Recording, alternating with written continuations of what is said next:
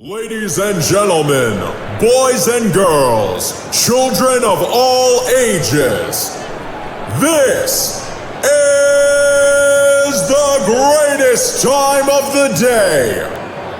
From the center of the universe, New York City, it's the main event you've been waiting for. It's time to go in the cage with Cyclone!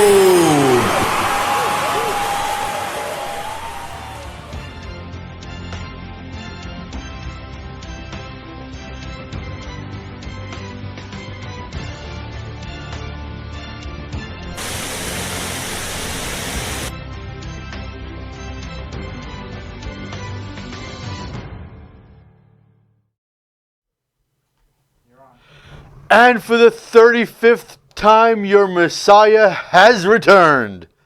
And guess what, guys? Right off the bat, my mentor is on the hotline.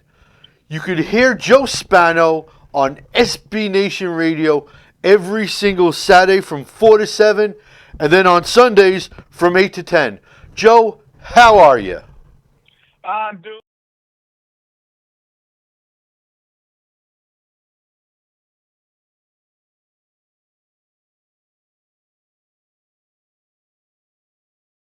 specialty programming. I'm really all over the SB Nation Radio Network and have been for some time, but it's great to be here tonight. I'm looking forward to it. Like I said, Joe, I really appreciate you coming on with me. So, My pleasure. let's dive into the ring instead of the cage for a second. Would you say that between Wilder, Fury, Lomachenko, now Canelo, next week the Twins and Barclays Center, can we call this a boxing resurgence we're going through? You know, as far as audience share and things like that, I really don't know. I think the jury's out on this side of the pond. But we're getting some real compelling and competitive matchups, and we've got all kinds of exciting boxing. But the realities are, in England and in Europe in general, in Great Britain in particular, over the last several years, we have seen a huge boxing resurgence. You know, boxing has taken Great Britain by storm again over the last half a decade, and I'm hoping we continue to see that growth here. I think we're starting to see a little bit, but I'll say the jury is still out before we can call it a true resurgence here. Now, let's start with the Wilder-Fury situation. No matter who won, if it was a draw, not a draw, no matter what the case might be, as far as that's concerned, there has to be a rematch, and I believe there was also a automatic rematch in the contracts too, right? I know Deontay Wilder had a rematch clause as the WBC heavyweight champion, and he had a rematch clause that he could exercise. I'm not sure about Tyson Fury, but I would expect with that ending as a draw that those two will lock up again, and I would assume the winner would then move forward and fight Anthony Joshua, and I think that would be on the other side of the pond, and I think it would be a huge payday in Great Britain as they pick like Wembley Stadium or something and they sell 80,000 tickets in 30 minutes. Do you think that the rematch also should be in the UK? Tell you the truth, because of how popular boxing is in the UK, the fact that they can have these huge matchups, not in indoor arenas, but in outdoor stadiums like Wembley Stadium, they can sell those tickets, you know, in a matter of minutes, 80,000 of them, and they get tremendous pay-per-view buys. So one thing you find about boxing, like in any other sport and really any other walk of life, you always end up going where the money is. And the truth of the matter right now in boxing, the money is in Great Britain, and in particular that money is in the heavyweight division because two of the three biggest names in the heavyweight division are both Brits. Okay, so let's say that the rematch is in the UK. Follow me, if you will, because I have been chirping about this since that fight went down. I want them to trilogy, but the trilogy fight has to be in the Garden. That's the perfect spot for it, in my estimation. You know, I'll go with that. I'll absolutely go with that. Have the third fight in the Garden. You know, I think they can sell out the big building because the heavyweight championship matchup, these fighters are starting to grab the interest of the boxing public in the heavyweight division. So I have no problem with that. But as popular as those heavyweights are starting to get here, especially in the case of Deontay Wilder because he's an American, it pales in comparison to how popular Anthony Joshua in particular is in Great Britain. He is one of the biggest sports stars in that country, period. And he has the ticket sales and the pay-per-view buys to really prove that. Now, look, nobody truly knows the real reason, but if you had a guess, gun to your head, why do you think that Joshua Deontay never went down? Money. The realities are it's money. You know, everybody's got to make sure they get the amount of money they want, they get it in the venue they want, but it's going to happen. And I think once everybody has exhausted all other opponents, it's going to happen. Now, the big thing for Deontay Wilder is he's got to beat Tyson Fury in the rematch. See, the thing for Anthony Joshua is he can't lose. Basically, he can fight whoever he wants, wait until the Wilder-Fury situation sorts itself out, and then fight the winner. And regardless of who that winner is, Anthony Joshua is in to make a boatload of money. Because if it's Deontay Wilder, it's a British versus American heavyweight championship, two big-time punchers. That'll command huge dollars because big-time heavyweight championship bouts always do. And if it's Tyson Fury, two Brits, that huge boxing resurgence in Great Britain, that fight would take Great Britain by storm. So I think in some ways the big reason that fight did not yet happen is there wasn't the right financial incentive for Joshua to make sure it happened yet. It's, you know, he could kind of dictate terms and kind of wait until the Wilder-Fury situation sorts itself out, and then he'll pick off whoever's left and make huge dollars. I really do believe Anthony Joshua was in the driver's seat as far as these matchups, and I believe his promoters are taking advantage of that, and they're only going to throw him in the ring with opponents like Wilder and Fury if they like the money. Now, boxers are known for taking rounds off, just you know, putting their foot on the brake for a couple of minutes. It seems to me that in the Pedraza fight, Lomachenko did that a little bit too much. Do you think anybody can, at least in your field of vision, can stop Lomachenko? Can somebody stop Lomachenko? Right now, I mean, maybe Mikey Garcia is that good, and that's rumored to be the next fight. Actually, no, he's not going to fight Garcia because he's going to move up. So if they could get the rest of that unification in the lightweight division and he were to fight Mikey Garcia at some point after Garcia moves up, if Garcia comes back down, I could see Mikey Garcia having a legitimate chance to stop Lomachenko. Beyond that, I don't see anybody that fights in the weight divisions that Lomachenko can frequent that's going to be able to stop him. Because I don't know how much past lightweight he can move up. I don't know that he can put on much more weight. Because once he starts getting towards 140 and 147, he will be the vastly smaller fighter. And that could expose him despite, you know, the speed that he has. how fundamentally sound he is. He's going to be fighting guys that are significantly bigger. So at 135 and down, I don't see anybody else. I don't see anybody that can stop him or even has a chance to stop him unless Mikey Garcia, after moving up, comes back down to 135. If Garcia comes back down to 135, that has Fight of the Year written all of it, and that will be far and away the biggest challenge of Lomachenko's career.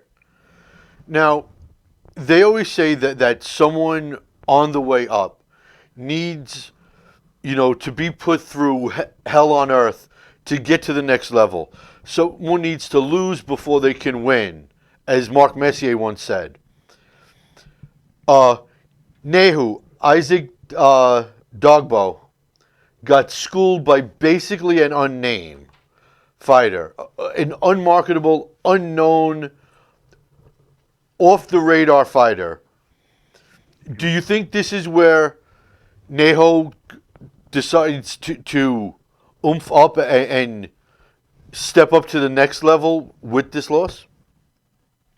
I think that's entirely possible because, it's funny. You talk about having the setback, and sometimes it's all about how you regroup from the setback and move forward.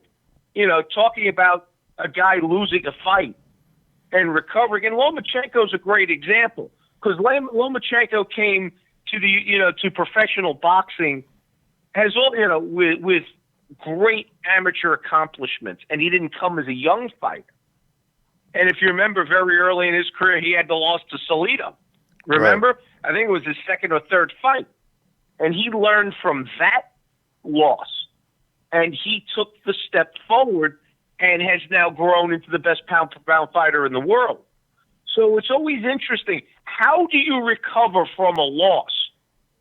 Do you take that as an opportunity to step forward again and recover and learn from that loss, or do you shrink away from that loss, and does that loss define you?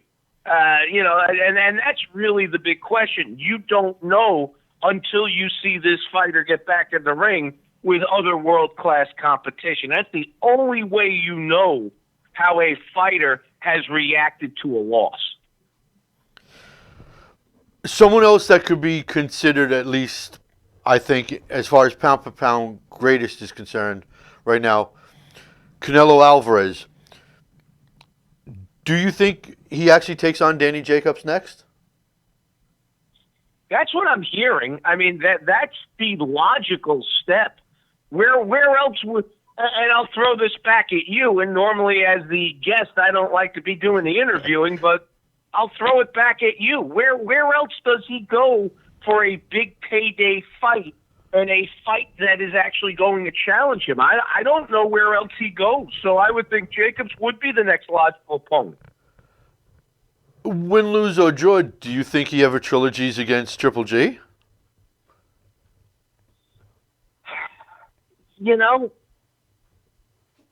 That's funny because if you were going to do that again, don't you do that right out of the box? True. So at least that's my opinion, and that's been my experience. In most times when the fights are that competitive and the outcomes are that controversial, don't you just, have the trilogy and have those fights consecutively? I'm kind of the mindset that the fact that they didn't have that third fight right out of the box, I don't know that fight ever happens. And remember, the thing about Triple G is he ain't getting any younger. And we were starting to see a little bit of slide from him. His best days might be starting to get behind him. Right. Okay, so if Floyd Mayweather is the A side, as he says he is, and he calls every single shot, which he says he does, why would he agree to fight, even though it's not, I don't know if you could call it a fight, a giant mess, a waste of time and a waste of energy, but to step into the ring with tension wearing 8-ounce gloves? Why would he do it? Well, one reason. What's Floyd's nickname? True money, but why He's doing not? it Why for not money. use the pillows, the 16, the 20-ounce gloves, 8-ounce gloves? I mean, even if he throws, he's known to have brittle hands. I mean, Well, you got to realize something. 8-ounce gloves only serve to give Mayweather a bigger advantage. He's the bigger fighter, and he's the harder hitting fighter. You know, I hope all of you learned something from watching Mayweather and McGregor, because I heard a lot of people say to me, and I told you beforehand that McGregor had no chance. He wasn't going to be the harder hitting fighter. He wasn't the hardest hitting fighter Mayweather ran into. I told you quite the opposite, because here's the realities, guys. Boxers hit with one level of strength. Other forms of combat sport, guys, do not punch nearly as well. And the realities are Mayweather's opponent in this matchup, he's a kickboxer. He's an excellent kickboxer. He's a great mixed martial artist, but he doesn't hit as hard as Floyd. So putting him in 8-ounce gloves gives Floyd an even bigger advantage. And Floyd does control everything. Look at the rules in place for this bout. He made sure there's no use of any style of MMA rule at all. It is strictly a boxing match. This is Floyd because he is the cash cow. He is the guy that brings the eyes to the pay-per-view event. He is the guy that makes all this happen. He's the one that makes all the decisions. He's the one who says how it's going to go down. So he's doing it for the money. He's got all the stroke. And basically, by putting 8-ounce boxing gloves on a boxer, he has a huge advantage over a smaller, non-boxing opponent in a boxing match. now, just out of curiosity, do you think there's like just a bazillionth % of a chance he's a little concerned to have the, no judges not counting on their records? I mean, if it's a guarantee, if it's I know I'm going to smoke this kid, why not have 3 judges sit in ringside? Why not have it? Why not go 51-0? That I can't answer why there's no judges at ringside, why this is an exhibition as opposed to a sanctioned bout. I don't think there's any real incentive for him to have it be a sanctioned bout. He eclipsed Marciano's record. He's now 50-0. So there's nothing to be gained by going from 50-0 and 51-0. And he's still getting his cash, whether it's an exhibition or a sanctioned bout. That's the realities. If you ask me if he's concerned at all, he's not concerned. He's not concerned. This guy has no better chance of beating him in a boxing match than Conor McGregor did. And you guys, and you were one of them, because I remember talking to you. Absolutely. He said, McGregor's going to be the hardest hitting and biggest fighter he's seen. I'm like, no, he's not. He's a mixed martial artist trying to fight with a boxer. He's not going to be. He doesn't turn on his punches like a boxer, and he won't be able to hurt Floyd. And if you remember in the matchup against Mayweather with McGregor, Floyd took his best punches and walked right through him. You're going to see more of the same thing here. So as long as Floyd trains and comes in any kind of shape, he's not going to be at all concerned about being in danger in this boxing match and having a chance of losing. It's Floyd's to win. He's going to dominate. He's going to look like Floyd. He's going to go to the pay window, and he's going to be the biggest, and he's still going to be the best paid boxer in boxing without even fighting a sanctioned boxing match. Now, before we let you go, one last thing. If you look at Eddie Hearn, do you think he's sort of this generation's version of a mixture of Don King and Bob Arum? Well, I mean, Matchbook Promotions has become, for those that don't know who Eddie Hearn is, Matchbook Promotions has become the big promotion on the other side of the pond. And he's actually brought quite a bit of his business over here now, and he's become that big global promoter. But do I say he's this generation's Bob Arum or Don King or a mix between the two? I can't say that, because Don King and Bob Arum both robbed their fighters like nobody I ever saw before. I haven't heard any indication that Eddie Hearn is robbing all his fighters. So while he has become that big-time promoter, and, you know, along with Mayweather Promotions and Golden Boy, he's right there as a global leader in boxing promotion. I have no indication that he's robbing his fighters, so I won't compare him to Bob Arum and more especially Don King. Good point. Joe, I want to thank you so much for your time. A pleasure, Cyclone. We got to do this again soon, my friend. Absolutely. And once again, I want to remind everyone, you guys can catch Joe Spano, especially on SB Nation Radio, Saturdays from 4 to 7, Sundays 8 to 10, and all over SB Nation Radio. That's right. This week only, though, Saturday afternoon, we got I'm moving up. I'm going to be doing noon to 4 p.m. Eastern Time this Saturday only. Oh, cool. All right, so a little change in schedule. They can catch me then. Cyclone, truly a pleasure, man. I promise you we'll do this again soon, my friend. You have a great night now. You too. Thank you so much. You got it. Bye-bye. Bye.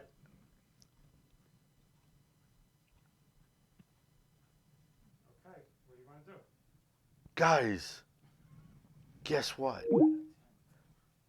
My mentor, dude, he is the most knowledgeable person, hands down. Combat sports, yeah, but he is the cream de la cream. He is the best of the best. Some house cleaning notes for you guys. Good news, yours truly has been fully credentialed by the PFL for their championships on the 31st, so that's how I'm spending my New Year's. Instead of drinking and having a party, I'm going to be watching half-naked guys throw down. I want to remind you guys, check this out, effectiveaggression.com. 2 super goodies going to be on the website really, really soon. This one from the aforementioned Anthony Joshua. Sweet, full signatured glove. Doesn't do the full signature everywhere. So go to the website and you guys can purchase this one. And this one, hot off the presses earlier today, the one, the only non-TRT using right now, Mr. Vitor Belfort. So, Anthony Joshua, Vitor Belfort, coming up onto the website really soon. Purchase it. Help stomp out cancer. Help. You know what? If you know someone that loves boxing, especially, perfect Christmas present right here. I want to say that we're going to close out the year with the first annual Psyches, all combat sports, and award show. I may do it, in a 3-piece. Probably not, though, because I'm not that fancy. But that's going to be a fun show. Keep your eyes and ears open for that one. And we got so much more to get to right after this. This is Frank Edgar. This is the Barbarian Tim Bosch. I'm World Series of Fighting undefeated lightweight champion Justin Gaethje. MMA legend, UFC Hall of Famer, Iceman. Check it out. And if you got the guts, step in the cage with Cyclone.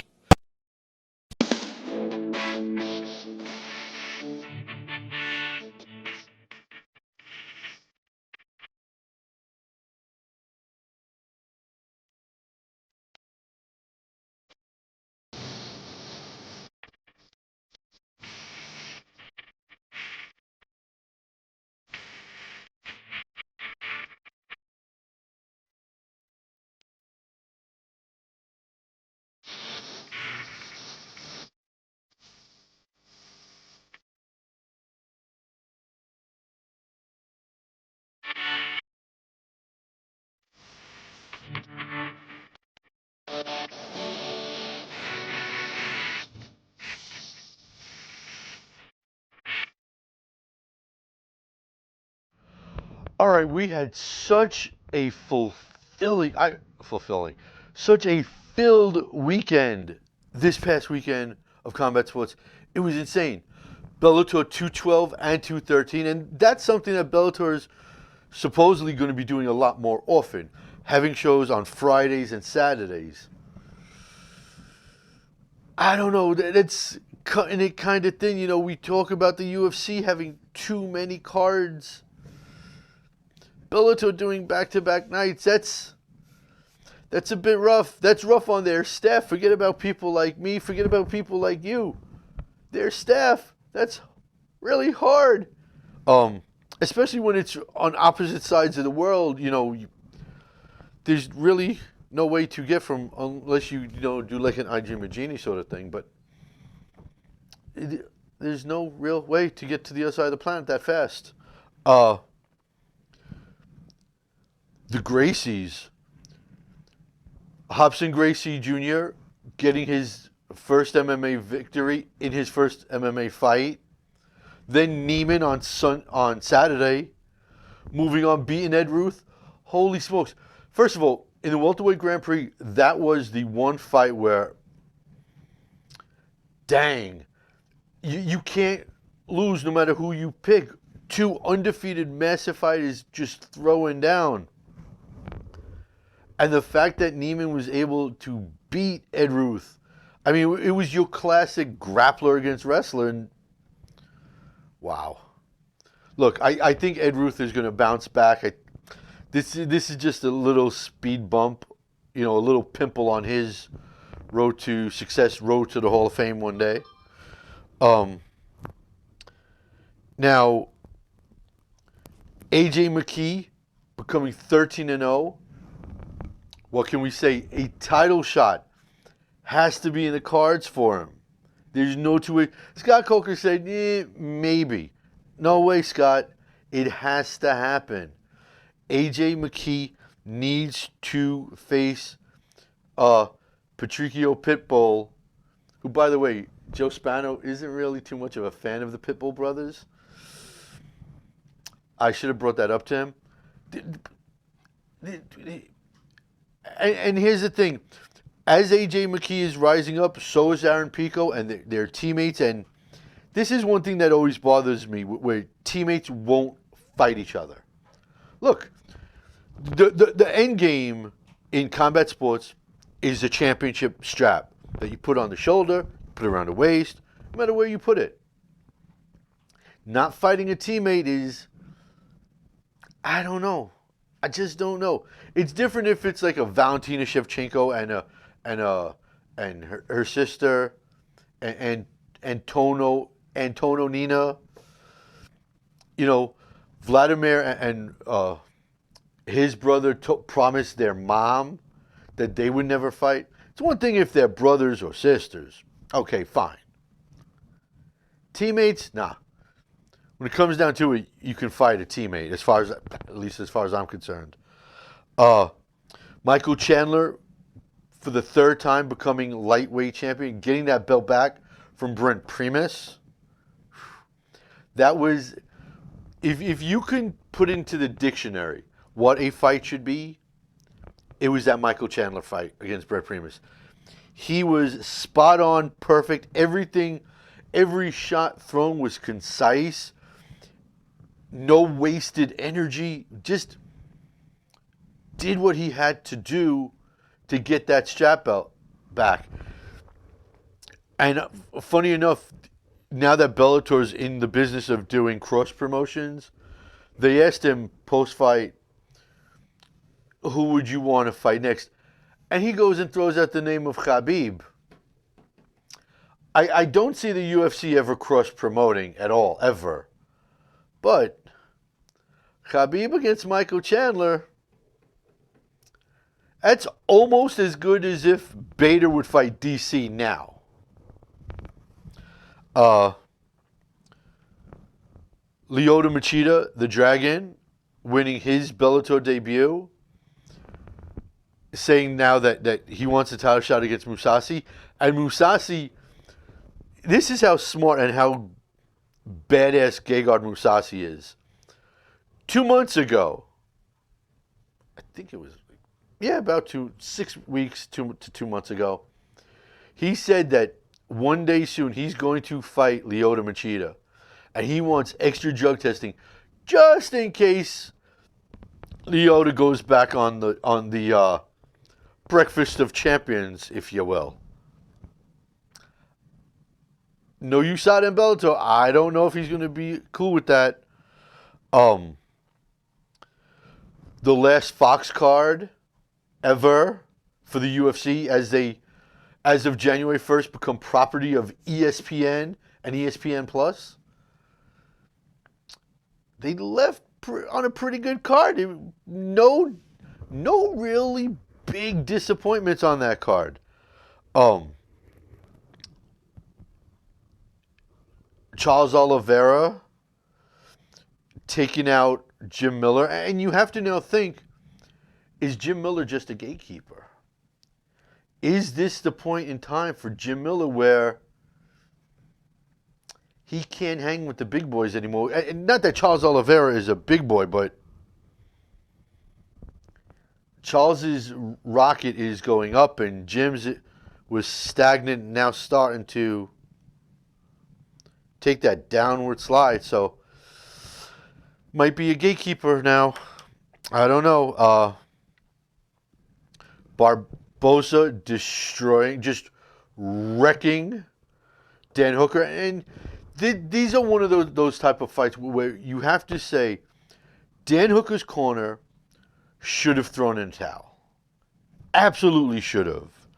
As a matter of fact, that, my friends, is the finish of the weekend. And let's go to video clip number 2 and the finish of the weekend.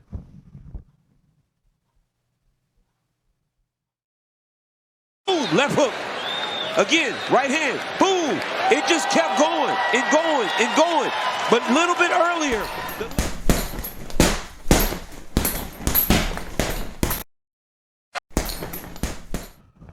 I mean, it says it right there. Jeez.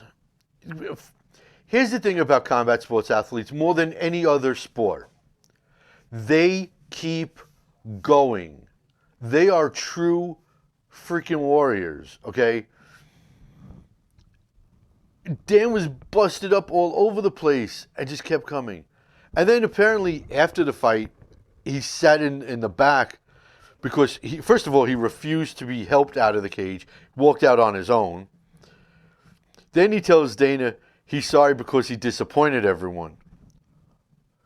It's the same thing like Brian Ortega against Max Holloway. Fighters need to be protected from themselves. I'm really starting to think that corners need to start throwing in the towel more often.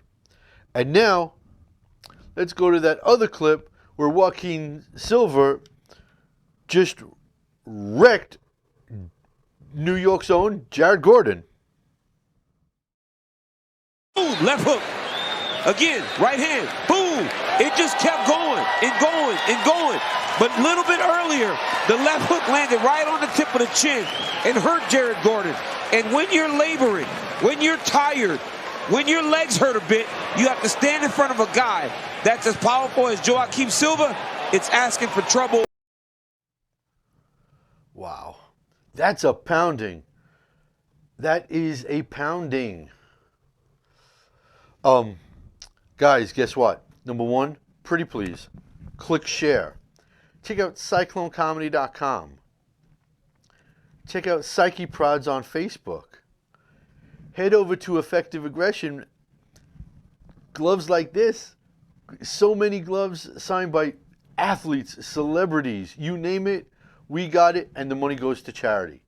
So, help stomp out killer diseases by making a great purchase for somebody you love. I'm serious. Anthony Joshua on a glove, that doesn't happen. You can't find one of these things anywhere. I got one. It's going to be up really soon. Just keep checking and you'll see it. I want to remind you guys, keep it right here on Strong Island Television. After me, Pinups, Cool Cats, and Comics. Tongue twister time because I am exhausted. And we will continue with the show right after this. Hi, I'm Jim Miller. This is Dan Morigliano. I'm Derek Wesley. I'm Nick the Carney Lentz, and you're locked into the cage with Cyclone.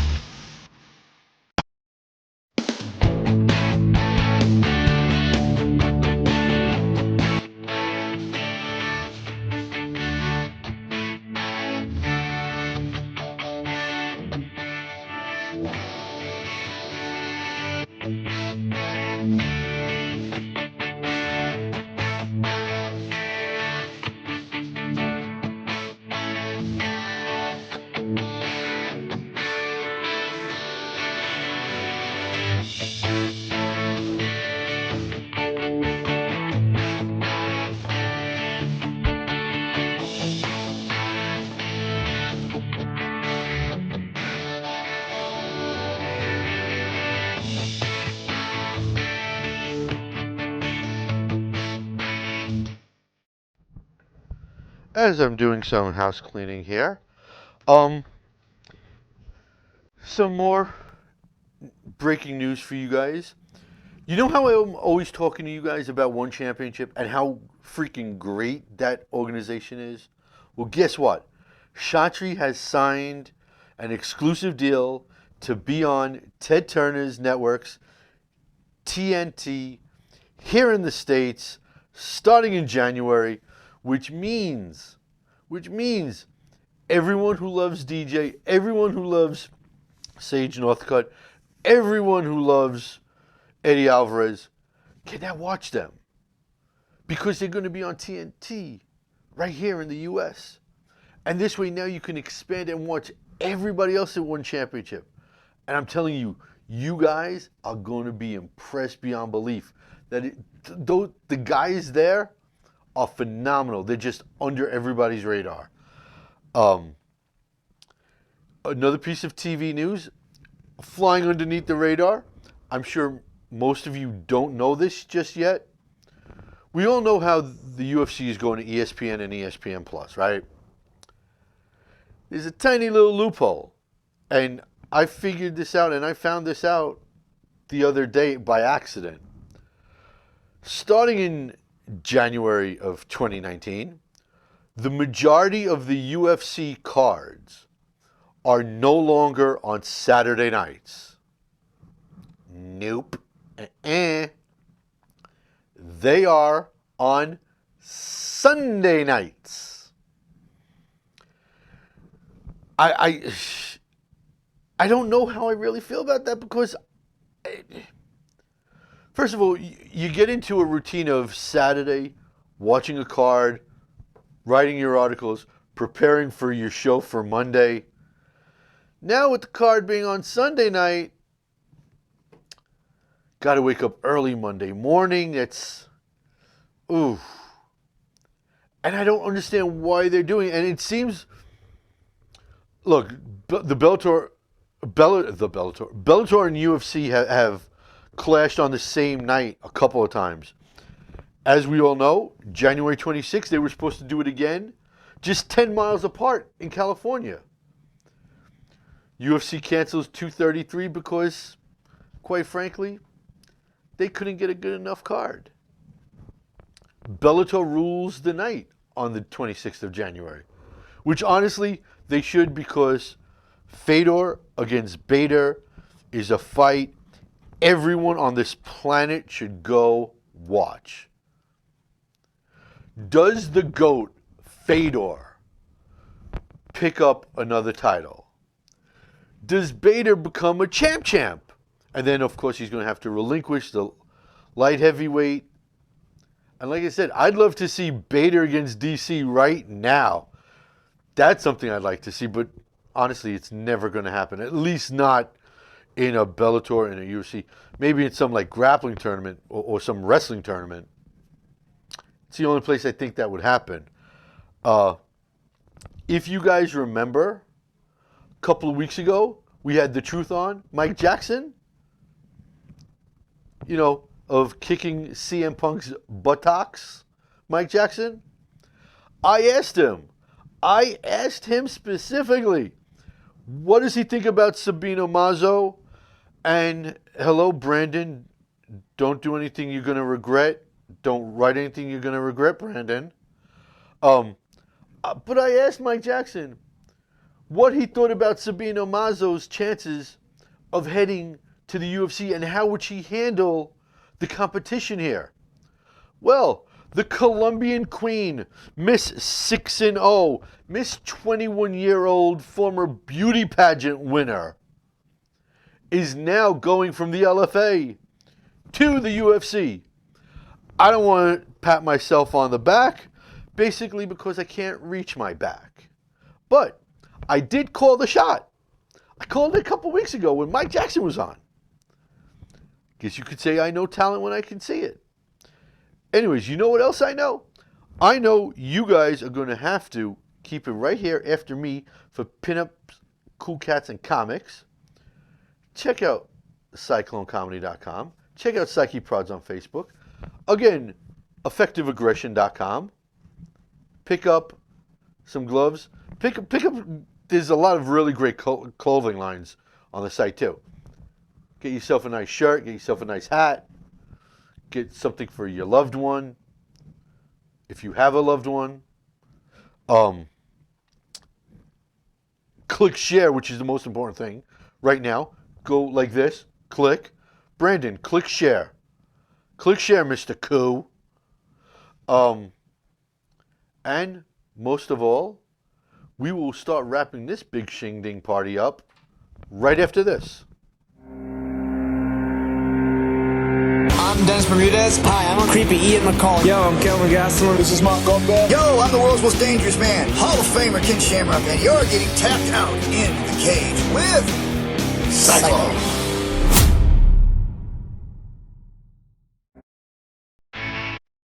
Happy anniversary, happy anniversary, happy anniversary, happy anniversary.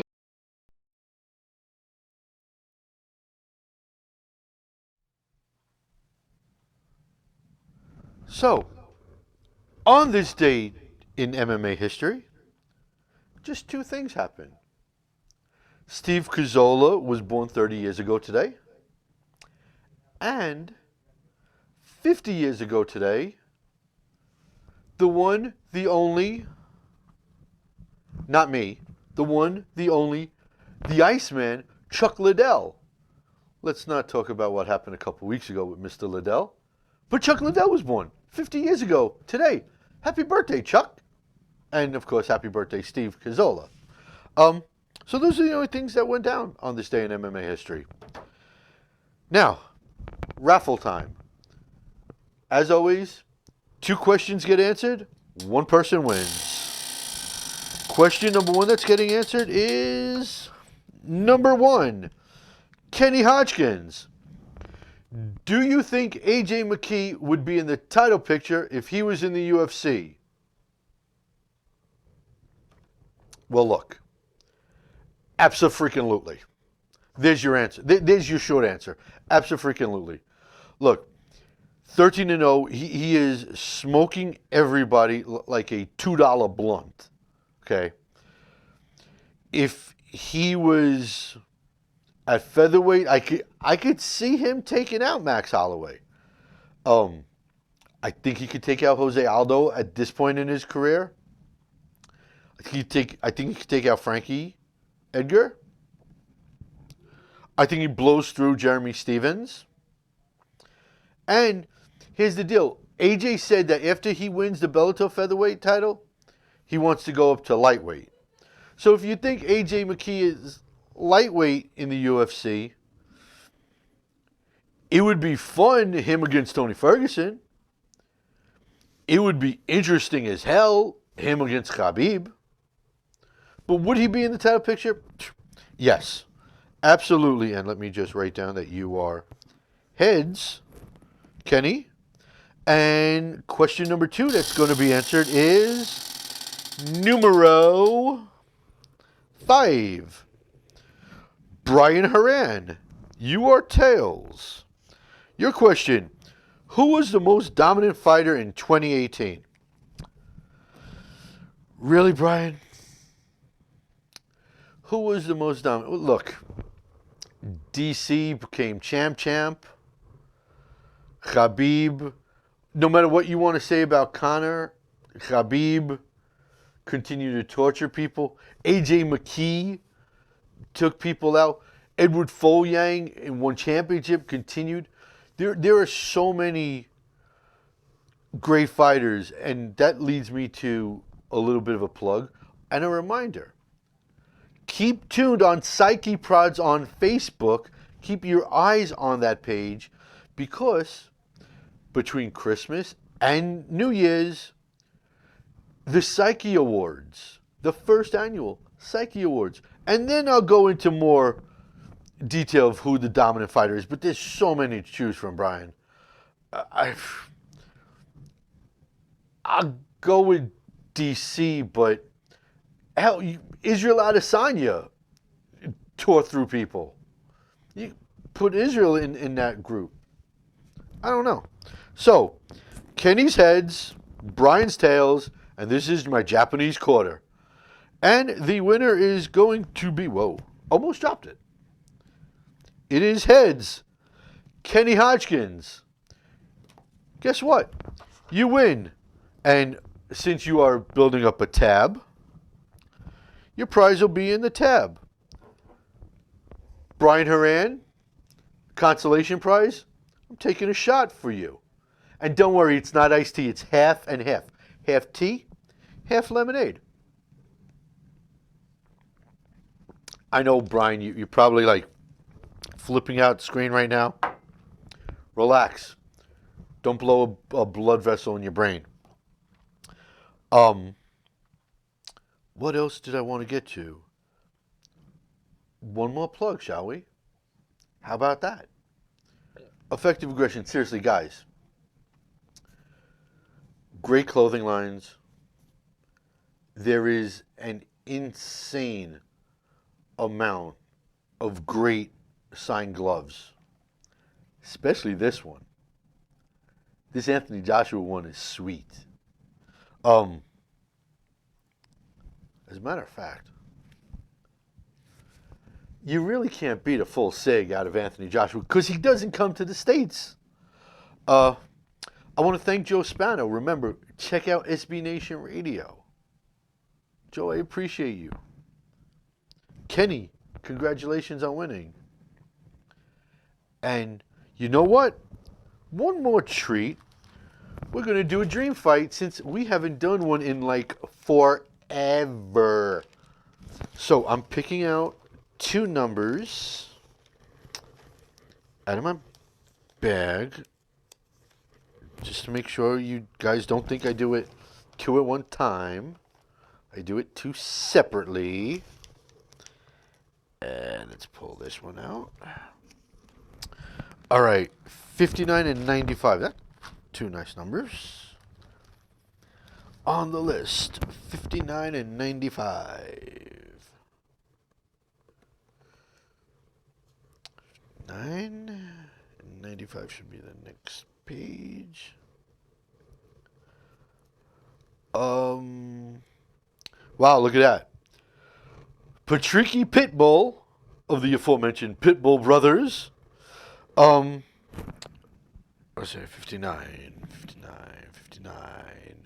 Against Dan Hendo Henderson. I mean, is it even a question what would happen if Hendo fought Patricky Pitbull?